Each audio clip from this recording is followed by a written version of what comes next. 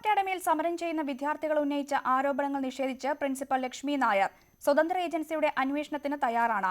വിദ്യാർത്ഥികളിൽ ഭൂരിപക്ഷവും മാനേജ്മെന്റിന് ഒപ്പമാണെന്നും ലക്ഷ്മി നായർ അവകാശപ്പെട്ടു.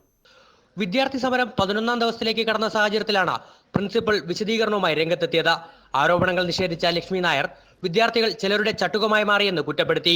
വ്യക്തിഹത്യയുടെ കാര്യമായിട്ട് പക്ഷേ പേഴ്സണൽ ആയിട്ടുള്ള വൈരാഗ്യങ്ങൾ തീർക്കാനൊക്കെ കുട്ടികളെ ചട്ടുകമാക്കുന്ന രീതിയാണ് ഇപ്പോൾ കാണുന്നത്. പ്രിൻസിപ്പൽ രാജിവെക്കണമെന്ന ആവശ്യം അംഗീകരിക്കില്ല. മറ്റു വിഷയങ്ങളിൽ വിദ്യാർത്ഥി സംഘടനകളുമായി ചർച്ചയ്ക്ക് തയ്യാർ. ഏതന്വേഷണത്തെയും നേരിടാനാകുമെന്നും പ്രിൻസിപ്പൽ കൂട്ടിച്ചേർത്തു.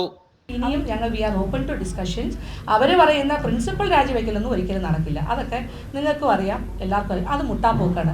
അതല്ലാത്ത രീതിയിലുള്ള എന്ത് കാര്യങ്ങൾ വി ആർ ഓപ്പൺ. വിദ്യാഭ്യാസ ആവശ്യങ്ങൾക്കായി അനുവദിച്ച ഭൂമി വാണിജ്യ ആവശ്യത്തിനായി ഉപയോഗിച്ചു എന്ന ആരോപണത്തെക്കുറിച്ചുള്ള ലക്ഷ്മി നായരുടെ പ്രതികരണം ഇങ്ങനെ: വിദ്യാഭ്യാസ കാര്യങ്ങൾക്ക് വേണ്ടി മാത്രമേ അത് ഉപയോഗിക്കാവുള്ളൂ. അതിന്റെ ഫണ്ട്സ് എന്നാണ് ഉള്ളത്. ആ ഫണ്ട്സ് അതിന് മാത്രമേ ഉപയോഗിക്കുകയുള്ളൂ.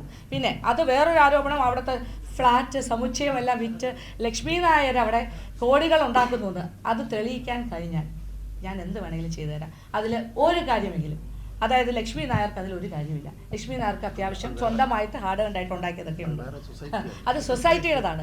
ഞങ്ങൾക്ക് അത് നോക്കി നടത്താനുള്ള അധികാരങ്ങൾ മാത്രമേ ഉള്ളൂ. സിൻഡിക്കേറ്റ് അംഗം ജ്യോതികുമാർ ചാമക്കാലയും KM ഷാജഹാനും വ്യക്തിവിരോധം തീർക്കുന്നു. വിദ്യാർത്ഥികളിൽ ഭൂരിഭാഗവും മാനേജ്മെന്റിനൊപ്പമാണെന്നും ലക്ഷ്മി നായർ അവകാശപ്പെട്ടു. വാർത്താ സമ്മേളനത്തിനിടെ പ്രതിഷേധവുമായി ABVP പ്രവർത്തകരും രംഗത്തെത്തി.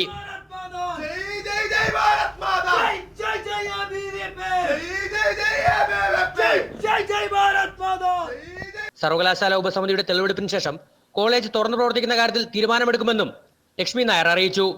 ന്യൂസ് 18 തിരുവനന്തപുരം.